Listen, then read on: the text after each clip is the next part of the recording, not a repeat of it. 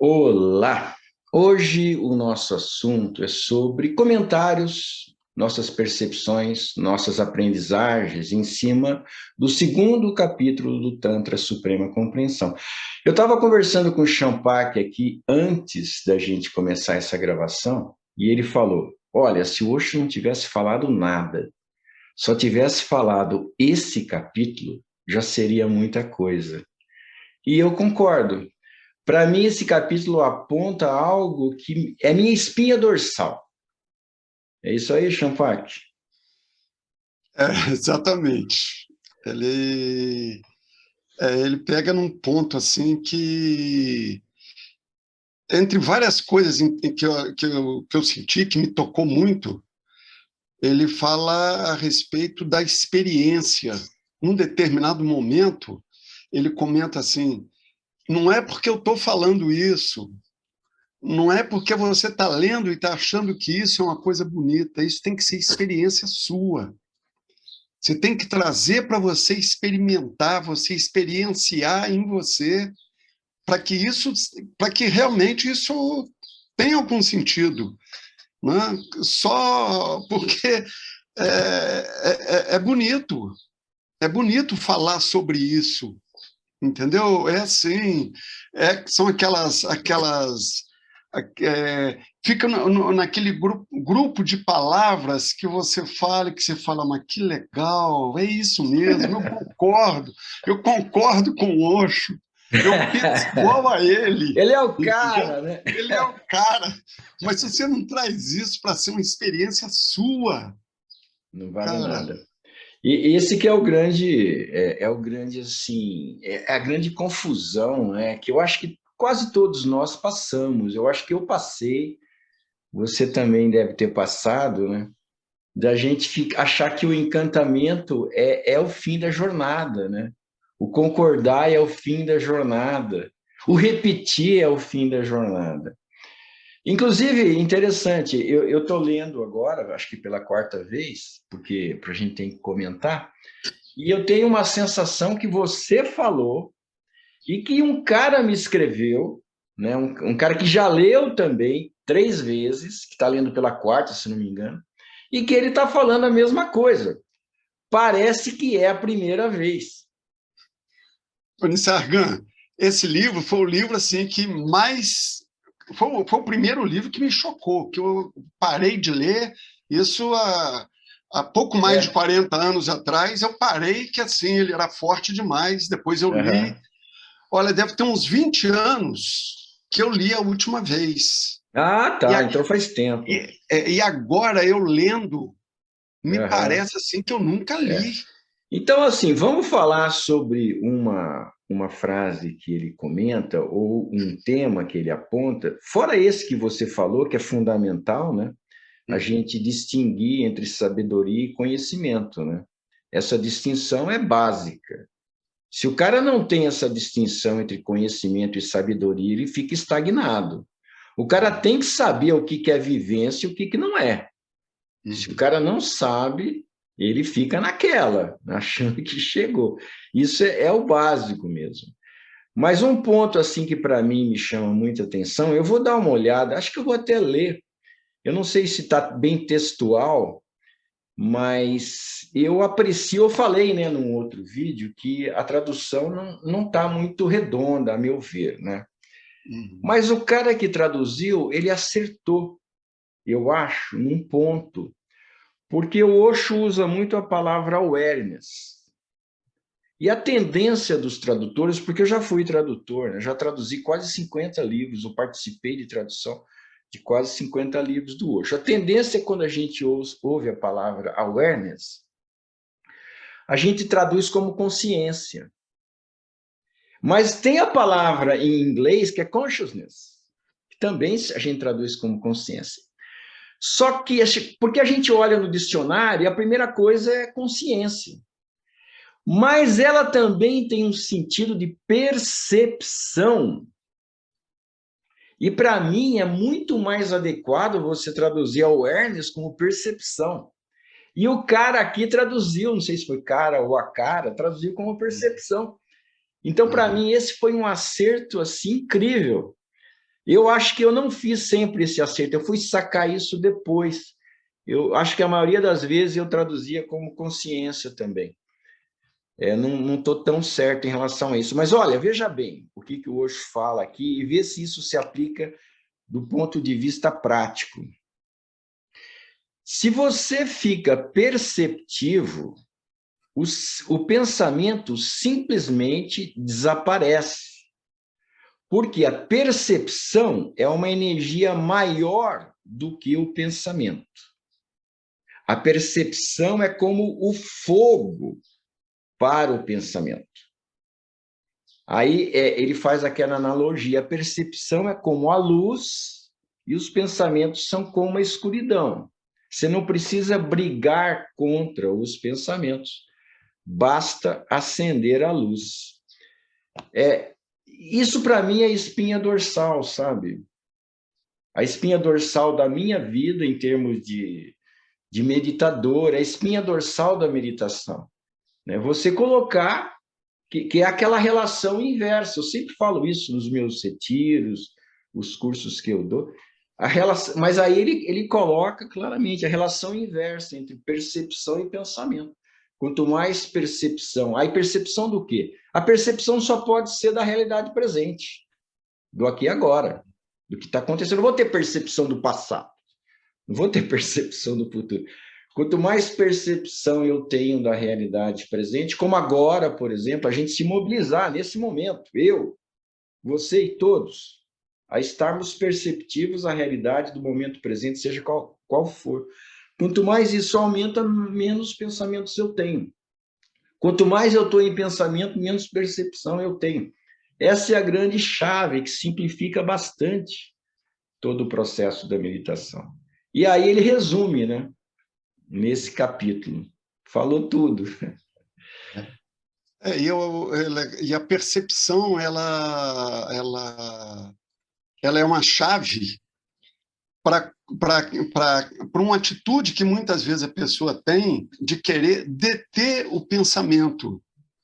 Né? E hoje fala nesse texto que se você tentar deter o pensamento, você vai estar usando o pensamento para, com o pensamento, você segurar o pensamento. Então, você vai ficar numa sequência que você nunca...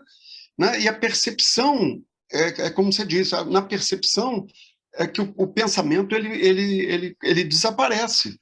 Ele vai se dissolvendo, ele vai desaparecendo. Né? O que ele fala, né? É a nuvem que vai desaparecendo daquele céu azul que existe por trás dos pensamentos. Né? E esse é um erro que muita gente comete, né? Falando que, por exemplo, brigando contra os pensamentos na meditação, sendo antagônicos, rejeitando, né? Como se eles fossem inimigos. Então, eu estou valorizando eles. Ele até conta nesse capítulo aquela história que é bem conhecida, né? Que, inclusive, ele fala que foi o Tilopa que falou, mas acho que ele conta outras vezes como sendo outro mestre. Tipo assim, o cara, ele quer deter os pensamentos. Ele chega para o Tilopa e fala, eu quero deter os pensamentos, o que eu faço? Né? Aí o Tilopa fala, não pense em macacos, volte amanhã, mas não pense em macacos. O cara quase morre, porque eu só penso em macaco. Não pense em macaco.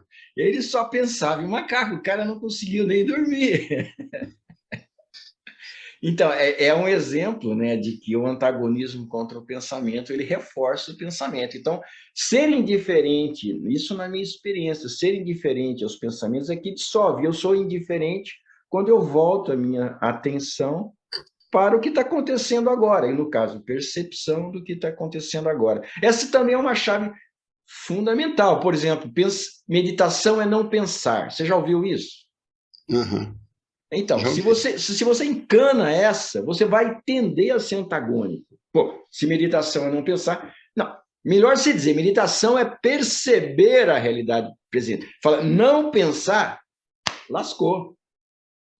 É perceber o que está acontecendo nesse momento. Né? E aí, se vem um pensamento, você percebe. Né? E aí você volta à percepção de uma maneira geral e mais ampla. É uma grande chave mesmo. Né? E eu sinto assim, isso possibilita a gente entender a outra afirmação dele, que ele fala que o pensamento são hóspedes, né? Ah, isso é E muito nós legal, somos o muito legal. hospedeiro, né? Porque se você não tem, ele fala, se você não está alerta quanto a isso, se você não está percebendo, você identifica o pensamento como hospedeiro. Então, Como eu sou o que você, pensa, eu sou o pensamento. eu sou a mente, eu que penso, eu que controlo. Então, na verdade, é o pensamento que está tomando conta de você, né? Aí você fica nas nuvens, e você É, não fica no céu azul. Né? essa aqui vale a pena até ler, sabe? Deixa eu ler, vamos ver. Os pensamentos não são seus, eles não pertencem a você. Eles chegam como visitantes, mas não são o hospedeiro.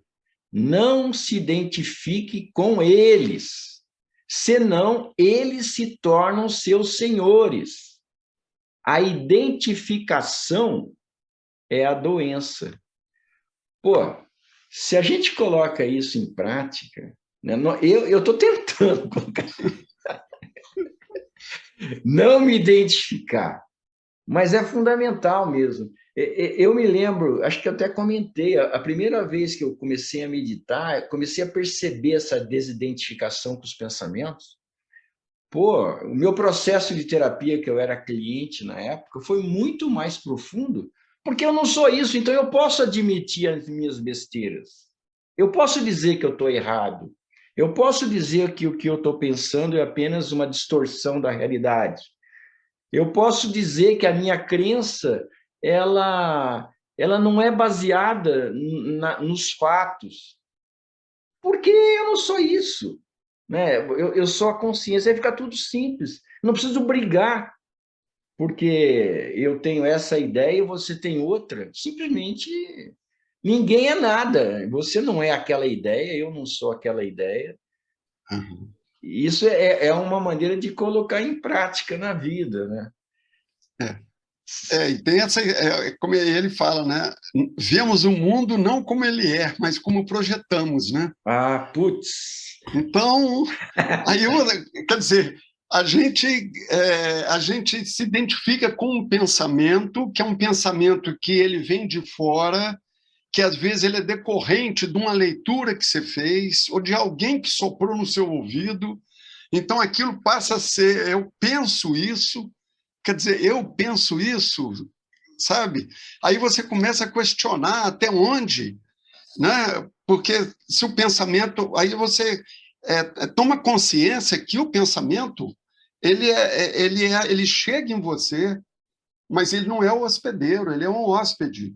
Então, da mesma forma que vem esse pensamento, pode vir um pensamento antagônico, entendeu? Então aí que você começa a falar, pô, como que é? O que que é, entendeu? Com o que eu fico, né? E essa questão da projeção, né? É, Quer dizer, é, é, você escuta, né? Ele até narra ali nesse é, eu, capítulo uma eu, situação desse tipo, eu tenho do uma cara frase que. aqui dele, assim, Ah, fala. como é que é? Ele fala que os olhos são como janelas, eles não são projetores. Eu não estou conseguindo ler, mas eu estou É, lembrando. mas foi isso mesmo. Os olhos são como janelas, não são projetores. Cuidado. E os ouvidos, eles são portas. Eles também não são projetores. E realmente, como a gente distorce, né? Acontece um fato e eu interpreto aquele fato, que aquilo tem determinado significado, e pela minha interpretação, eu tomo atitudes, É, às vezes muito agressivas ou de afastamento, simplesmente porque, na verdade, é uma projeção, pode ser que não seja nada disso. é, Olha só, e eu, né, estou correndo risco a toda hora. Né? Hoje, eu estou correndo risco, né, de estar com uma ideia. Eu acho que aquilo foi feito por causa disso, fico remoendo aquilo. Isso me gera uma emoção, que vai me gerar um comportamento, que vai provocar sei lá, um distanciamento ou alguma outra coisa, totalmente infundado, porque eu projetei. E aí ele comenta que o iluminado é aquele que enxerga, é a percepção pura, Uhum. que não tem a distorção. Né? Ele Perceber cita, como é. ele cita ali um caso do Ouspensky, né? Que ele dizia para o pessoal nas Ah, é. palestras dele, né? O camarada falava assim, não, você disse. Ele falava, não, diga diferente, diga, eu entendi que você tinha dito, não diga que eu disse, porque você entendeu de um jeito que, de repente, é diferente daquilo que eu disse. Quer dizer, essa distorção que a gente faz no ouvir, no ver, e a gente está constantemente correndo esse risco dessa interpretação e a gente se envolver, né, e criar todo um problema onde não existe problema. Né? E o cruel da história, cruel, mas a brincadeira da história, é que a gente sabe disso, mesmo assim, nós não estamos imunes a isso. E esse que é o X da história, o X da brincadeira, né? Pelo menos é o primeiro passo, né? Mas aí você tem que estar vigilante sempre. Tem que estar, tem que estar. Essa história que ele falou ali, daquilo, da frase bonita, daquela frase que você concorda com ela, porque ela é muito bacana, ela é muito verdadeira, para a sua experiência, é um salto. Né? Eu vou te confessar que, lendo esse capítulo, por umas 3 vezes eu parei e falei, vou fazer uma meia hora de meditação aqui, porque eu estou achando isso muito bonito, mas eu estou querendo trazer isso como Dentro, experiência, né? quero trazer aqui. Aí eu parava ali meia hora e depois eu seguia com a leitura outra vez. Então, a tendência, né, que quando, de repente... É incrível isso, né? A gente tem que ter essa noção. De repente acontece alguém tem uma atitude. A tendência da mente, automaticamente, é interpretar.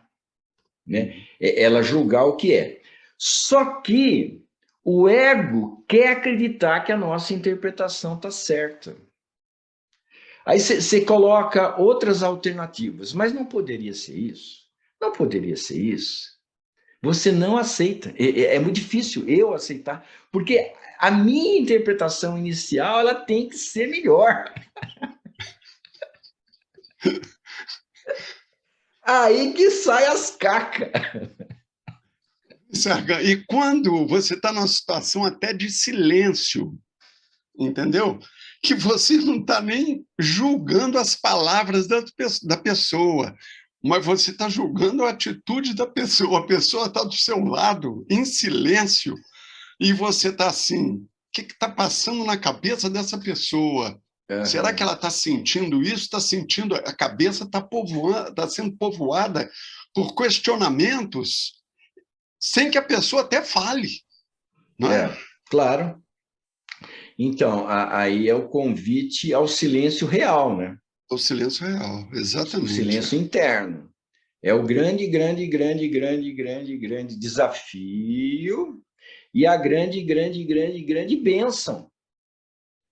Se a gente consegue. É uma bênção absurda, né? Você conseguir o silêncio, onde que você teria um ambiente favorável a julgamentos, críticas, e assim, conclusões precipitadas, e você manter silêncio. Putz, é uma vitória absurda, né? Agora, é uma coisa, é muito rico isso, né, Nissargan?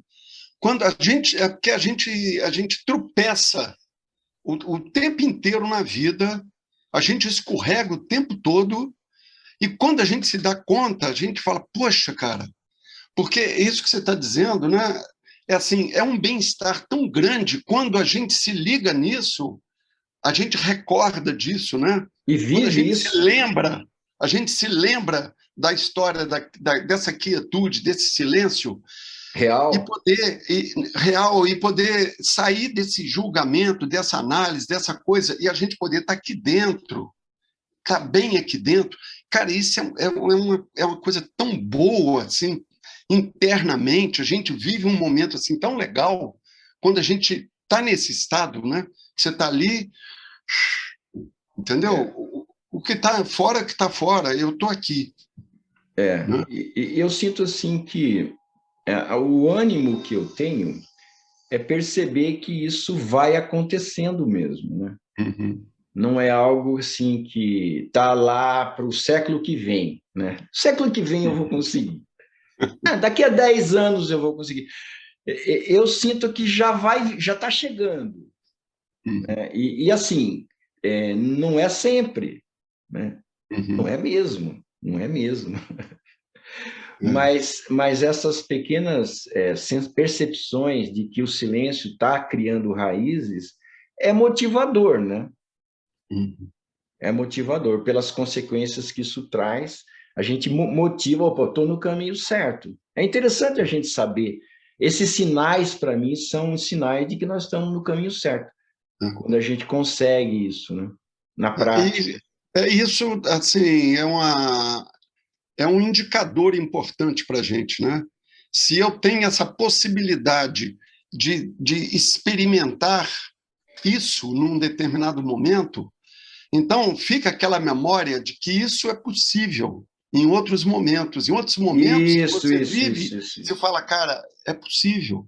Porque é aquilo, você vai pegando algumas chaves importantes para abrir alguns espaços que você fala, poxa, isso é possível. Eu já É, experimentei isso. mesmo quando você, na próxima, você não vivencia. Na Aham, próxima, você aceita a sua mente. Na aham. próxima, você aceita os julgamentos da sua mente. Na próxima, você bate a cabeça na parede. E na próxima, de novo. Mesmo assim, eu, pelo menos, eu tenho confiança, sabe? Aham, Eu tenho confiança, porque, por isso que você falou, né? Eu já vivi, eu posso aham, resgatar, né? aham, E eu sinto claramente como a meditação, ela facilita isso. aham, Né? E eu tenho clareza, eu estou muito satisfeito com a minha meditação, com o meu processo, com o meu entendimento, né? Então, existe essa confiança. Felizmente tem confiança, porque se não tivesse confiança, putz, seria um processo, eu acho que uma decepção, seria perigoso até entrar em depressão, uhum, né? Porque, pô, né? O que eu estou fazendo aqui, né? é, Mas quando você percebe que existe um processo que eu estou percorrendo, aí sim, né? Aí não tem como você ficar abatido, né? Porque você sabe que faz parte da ondulação da vida e que a coisa está melhorando e cada vez está mais gostoso, né? Mas precisa ter um equilíbrio, eu acho também, sabe? Entre a motivação e a aceitação. uhum, Aceitação do limite. Claro, se é um processo, eu não estou lá uhum. ainda, eu estou aqui. Porque se eu for ver que eu não estou lá, eu vou ficar muito insatisfeito com esse aqui. Não, eu estou aqui, tá bom, vamos lá, estou indo. E eu acho que esse equilíbrio é fundamental. Para mim, até lembrei disso hoje para mim. Eu acho uma coisa que eu acho interessante nesse Sargan, isso é que a, a prática a prática da meditação, de uma técnica de meditação, entendeu? Da forma que seja caminhando, que seja sentado em silêncio, com os olhos fechados, com os olhos abertos, o que for, é, isso deixa de ser, eu digo assim, para mim, entendeu? Deixa de ser um ritual formal que eu vou cumprir,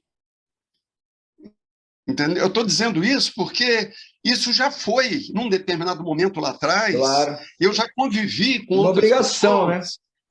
Eu tive uma namorada lá uns 30 anos atrás, que eu tinha assim, era um ritual, não obriga, não pode sair, peraí, tem o ritual que tem que fazer. E pai, tantos minutos, marcado não sei o quê, tem que ficar, tem a posição certa, a mão tem que ficar desse jeito, tem que virar não sei o que para cima, e não sei o que para cá, sabe? Aí criava todo um negócio que tinha que ser feito, aquele compromisso daquele horário, e pronto, agora eu vou tocar a vida.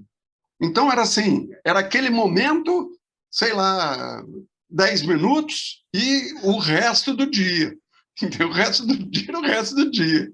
Né? Então, o que eu sinto é que isso mudou. Entendeu? Para mim, particularmente, o que eu sinto hoje é como você tomar um copo d'água.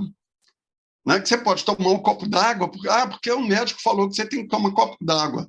Outra coisa é você tomar um copo d'água e você sentir que aquilo é uma coisa boa, é gostoso você tomar, e o seu corpo recebe bem aquela água, entendeu? Então é uma coisa de nutrição, é o seu sono, entendeu?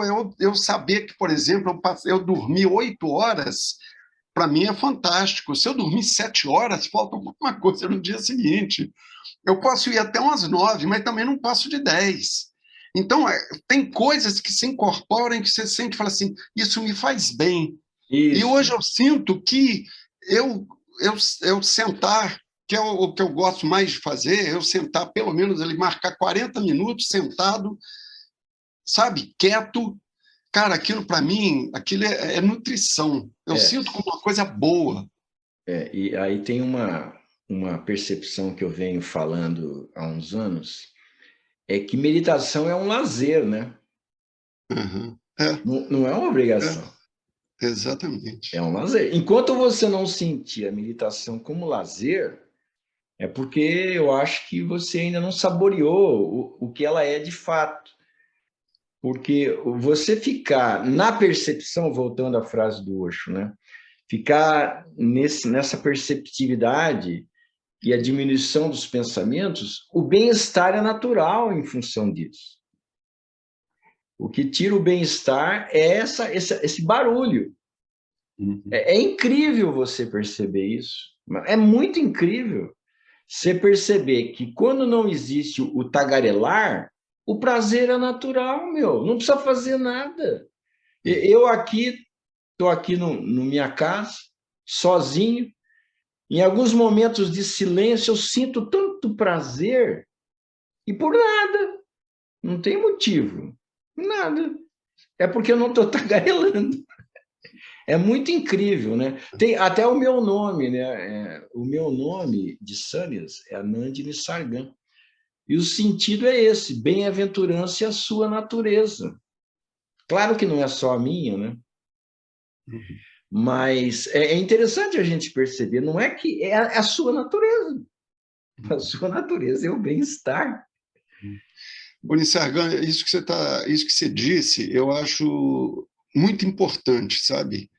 Porque é, pode se parecer, né? Sei lá, alguém que às vezes está até assistindo esse vídeo, alguém que nunca assistiu nada, não viu nada do Osho, por acaso, lá no YouTube, está ouvindo a gente dizer e vai falar: esses camaradas estão querendo me convencer de alguma coisa, eles estão querendo me doutrinar, estão querendo me converter a uma seita religiosa. Quer dizer, não é nada disso. Né? Às vezes a gente fica até assim, sem jeito de dizer para uma pessoa que não tem iniciação nenhuma nisso, como é que você chega, porque você fala, cara, eu conheci uma coisa tão boa, eu tive um experimento tão legal, entendeu? E assim, seria legal eu poder compartilhar, mas às vezes você sente um distanciamento e um fechamento por parte da pessoa que não dá nem para você chegar direito nisso, entendeu? Nem precisa, né? Não precisa, Eu tenho a impressão, e eu aprendi ao longo desses anos todos, né, a respeitar também, né? O momento de cada um, sei lá, o gosto de cada um, né?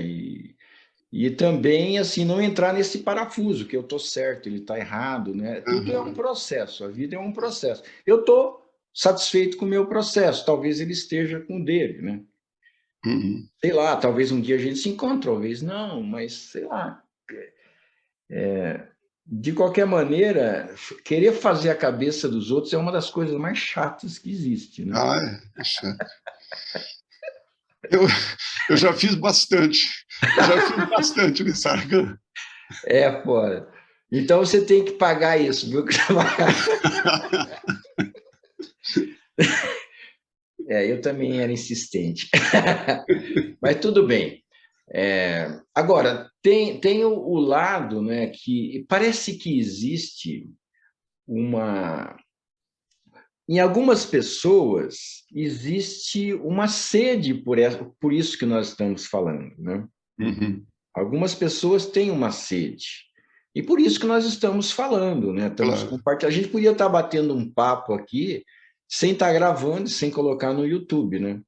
Uhum. Então a gente sente que tem pessoas que estão numa vibe parecida. Não é a vibe certa, é a vibe parecida. E essa troca pode ser boa. Eu acho que se eu tivesse ouvindo a nossa conversa há 30 anos, eu iria gostar, né? Uhum. Acho que eu iria. Se fosse há 40 anos, não. Mas há 30 anos é possível, né? Então vamos nessa, né? É. E assim, É, até... inclusive, isso é interessante, porque a questão assim de alguns meses atrás, eu não sei, uns 6 meses atrás, me bateu uma coisa desse tipo, sabe? De querer conversar exatamente isso que a gente tem feito, entendeu? Eu senti uma falta disso, sabe? De conversar, de compartilhar alguma coisa que estava batendo dentro de mim e poder ouvir de uma outra pessoa também o compartilhamento nesse sentido, sabe? E foi interessante que acabou que aconteceu, né? Olha só. Aconteceu. Ah, então vamos entrar em outro tema que eu estava esquecendo, que o Osho fala nesse segundo capítulo. Os pensamentos têm força, né? Uhum. Eles podem ser bênçãos. Nesse capítulo ele fala muito bonito sobre isso. Fala. Eu não sei se eu vou conseguir reproduzir, eu até podia ler alguma coisa, mas eles podem ser armas, eles podem Uhum. ser imensamente nocivos. Até ele fala uma coisa muitíssimo interessante, que eu já tinha essa intuição. Eu acho que eu tinha esquecido disso, não sei se a intuição foi porque eu já tinha lido antes dele, que o planeta ele está ficando cada vez mais confuso, porque cada vez mais tem mais população. E como cada indivíduo irradia um monte de besteira, mais ele aumenta a esfera de pensamento do planeta. Então, o pensamento, quanto mais pessoas tem no pensamento, mais, ele não fala com essas palavras, mas mais poluído de pensamentos perturbadores o planeta é. E aí você fica mais, como os pensamentos não são a gente, você fica mais vulnerável pela maior poluição que tem. E na minha opinião, na minha sensação, eu acho que se eu tiver presente, eu estou meio imune, de certa forma. Então, a meditação cria certa imunidade. Mas está aí esse bombardeio, né? E isso é uma coisa muito interessante, porque ele faz com que a gente reflita nesse capítulo do quão a gente pode ser nocivo às pessoas. Quando eu penso mal de alguém, esse pensamento não fica só em mim. E até ele fala, é uma faca de dois gumes. Eu estou prejudicando a mim mesmo e estou Uhum. prejudicando a outra pessoa. E ele fala que o pensamento eles são coisas, são forças, né? Como também ele fala da oração, né? Do Uhum. quanto que uma oração pode ajudar, né? Você orar em benefício de uma determinada pessoa que está numa determinada dificuldade, como isso tem força. Então, isso a gente vê até é, essas coisas de... Eu lembro quando eu era pequeno, né? Eu lembro que minha mãe me levava numa benzedeira, né? Eu sempre tinha problema de garganta inflamada, então ela enrolava um negócio no pescoço e passava umas linhas e ficava falando a porção de coisa, e eu saía, minha mãe sempre me levava numa benzedeira. Então, assim, é a força do pensamento, no caso positivo, naquele pensamento de levar o bem para outra pessoa, na boa intenção, né? Que é da mesma forma que o da má intenção tem força e atinge, o da boa intenção também tem força e atinge, né? E às vezes não é nem intenção, às vezes você não tem intenção de ferir alguém, mas o seu próprio pensamento faz. Mas assim, nesse mesmo capítulo, pelo que eu entendi, ele fala assim da oração, até ele coloca assim como até um poema, né? Foi também bem legal do tradutor, ele separar uma frase que podia ser um parágrafo, ele separou e justamente em relação à oração como fosse um poema, né?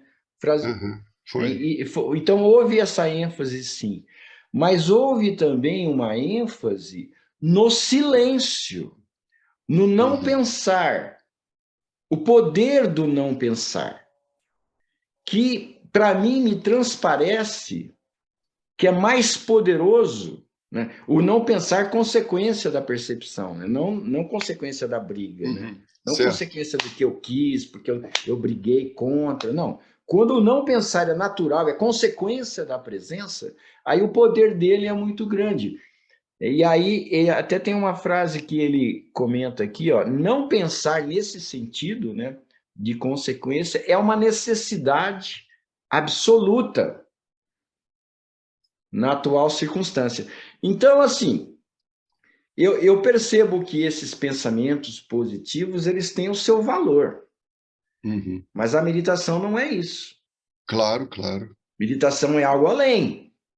É mais profundo. É o silêncio interno. Que eu sinto isso, assim. Eu percebo, tem algumas situações em que eu tô interagindo com alguém e uma interação assim meio intensa, e eu percebo que quando eu estou na presença, consequentemente em silêncio, a pessoa muda. A reação dela é diferente, a sensibilidade dela é diferente. É incrível, e eu não estou falando nada.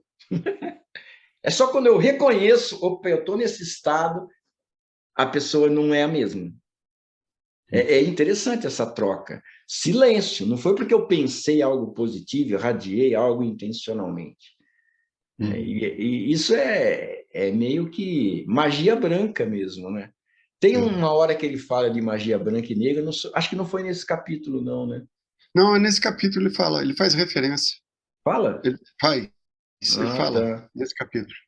E é exatamente em função disso, em função da... Ele diz que quando a pessoa ela trabalha, né, com pensamentos negativos, quando ela fora do pensamento, ela tem uma força, mas como ela cresceu com a negatividade, então ela irradia algo negativo. Ela não limpou então, antes. Exatamente. Quando você, vamos supor, você se desenvolve com a linha de pensamento mais positivo, de coisas legais, coisas boas, justas e tal, quando você se limpa, então o que você irradia é uma coisa... Está influenciado por esses pensamentos. Exatamente. E isso é uma coisa séria, né?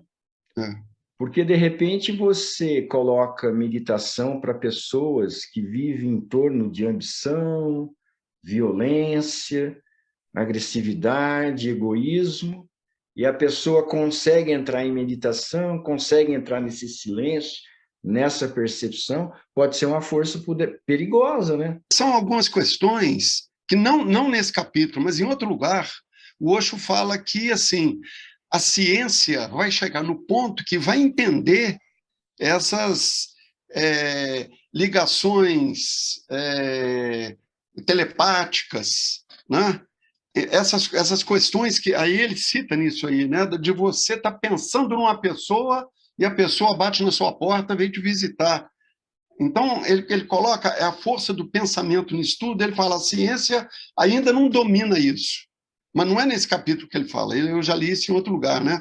Que ele diz, a ciência ela vai se desenvolver ao ponto dela entender e compreender de uma maneira científica esses processos. Então, tem muita coisa por aí, nesse campo, né? Nesse campo da energia do pensamento e do não pensamento, né? Eu acho que tem muita coisa que, assim, é desconhecido do ponto de vista científico, né? Isso. Então, mas são coisas que você percebe que acontece, né? Quer dizer, É. quantas vezes você pensa na pessoa e acontece? Isso já, se a gente fosse historiar os casos que já aconteceu na vida da gente, umas supostas coincidências, né? É. Todo mundo tem isso, né?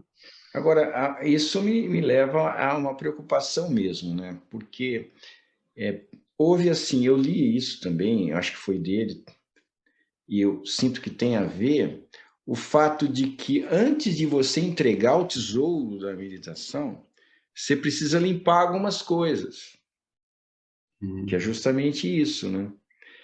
E então, nos mosteiros havia uma seleção, não é porque o cara quer meditar que ele vai ser aceito, né? Ele precisava ter um processo de purificação para que ele pudesse entrar e tal, porque para o cara entrasse nessa experiência do silêncio interno, o que ele irradiasse fosse algo não contaminado por conteúdos, embora houvesse o silêncio, mas não houve ainda uma limpeza de pensamentos ou de maneiras de ser. Eu não sei direito como é que a gente pode falar sobre isso. Mas, de qualquer maneira, é algo delicado, né? É algo que é negligenciado. Eu mesmo não dou muito importância. Não é que eu não dou importância, mas eu não tenho critérios para trabalhar esse preparo anterior antes de ensinar a meditação. Aí é uma coisa que é para uma pulga atrás da orelha minha, então. Eunice Argan, assim, fazer um paralelo, assim, isso aí é da minha cabeça, agora que bateu aqui. Eu já participei de processo de terapia assim, muito forte, que ele passava primeiro por uma entrevista, porque ele, sendo muito forte, dependendo da história da pessoa, dependendo do estado daquela pessoa, ela poderia não ter condição de segurar a onda na hora que ela entrasse nas questões mais bravas da história dela pessoal, né? Então, assim, eu acho que talvez haja um paralelo disso com isso que a gente está falando, né? Quer dizer, o que vem, o que a pessoa está trazendo com ela, a força que isso está trazendo, de que maneira que é, né? Até onde isso vai interferir na hora que ela abrir algumas porteiras, entendeu? Soltar algumas algemas, entendeu? E ela poder estar mais livre, o que é que ela está trazendo dentro dela para aflorar, né? Mas assim, nesse caso, a preocupação que você está falando nessas terapias era em relação à própria pessoa, o A próprio própria pessoa, bem-estar. exatamente. O que eu estou pensando é nas pessoas às quais essa pessoa convive, Uhum, porque ela vai ganhar um poder, uhum. mas esse poder ele pode ser mal usado, porque, é claro, se o cara atingir a iluminação total, aí beleza. Mas existe aumentos, é aí que está um negócio. Isso não é muito explícito, mas a minha experiência fala. Não é porque você não pode não estar iluminado, mas você pode estar com uma consciência mais clara, mais límpida, mais profunda. Não está iluminado ainda, mas então você já tem um poder maior, um arranjo interno diferente, uma percepção do mundo diferente, mesmo sem ser iluminado. Não é, para mim, pelo menos, pelo que eu observei de mim, não é 8 ou 80. Né? Isso Existe, contagia, né, Anissargan? Isso contagia, isso isso, irradia de você. claro, você não está no 80 ainda, mas você está no 10, você está no 20, você está no 30.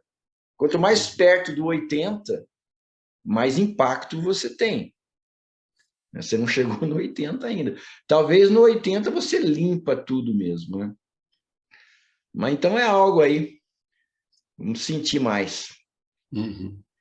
É isso aí, Champac. Eu não sei se você tem algum outros pontos deste capítulo, mas vale o convite novamente, né, para que quem Uhum. não leu dá uma fuçada. Eu acho que é mais ou menos isso, né? Eu Aham. acho que é aquilo que lá no começo você até lembrou algo que eu tinha dito, né? Que eu achei esse capítulo, assim, ele, como o pessoal diz, é porreta, né? Ele bateu em cima, assim, ele abre, né? E depois, não só ele dá essas dicas, assim, ele dá essa abordagem muito legal, um esclarecimento, mas ele traz esse convite para trazer isso para a experiência pessoal, né? É. Então, isso aí que foi uma coisa que bateu, assim, que eu senti, assim, uma chamada muito importante dele. Quer dizer, não fique só aqui batendo palma e falando que legal, que frase bonita, como que isso é bacana, como que isso é verdadeiro, né? Como eu sempre achei isso aí, eu concordo com o Osho, Eu entendeu? sempre pensei nisso. Isso, O Osho está falando o que eu sempre achei, mas nunca vivi, né? exatamente, exatamente. Agora, para quem não sabe, a gente já comentou, né? Não sei quem está assistindo aqui, né? Se já assistiu o comentários que a gente fez sobre o capítulo 1, né? Teve, né? Então, lembrando, é o livro do Osho chamado Tantra Suprema Compreensão, editora Cultrix.